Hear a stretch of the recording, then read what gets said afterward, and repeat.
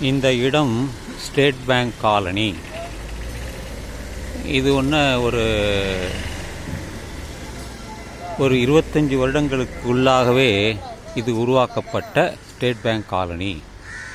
இங்கிருந்து பெரம்பூர் செல்ல முடியும், மாதாரம் ஹைரோடு வழியாக மூலக்கடை செல்ல முடியும், அப்படியே வியாசார்பாடியும் பூந்து போக முடியும்.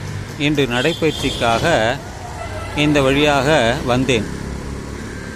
பலமுறை இந்த வழியாக சென்றாலும் இன்று நடைப்பயிற்சிக்காக இந்த வழியாக பெரம்பூர் செல்கிறேன்.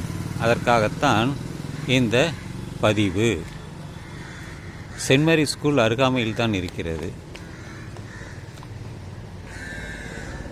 அருகாமையிலே பலர் நகர் இருக்கிறது. அதற்காகத்தான் இந்த பதிவு. இது ஒரு ஜங்ஷன் தான்.